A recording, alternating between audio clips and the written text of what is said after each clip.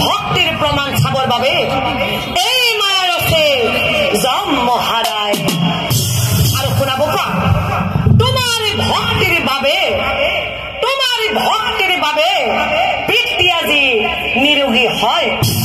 হে হে হে হে এই স্থানত তুমি সদায় জিনিকি থাকিবা আৰু হে হে হে হে আজিৰে পৰা এই স্থানত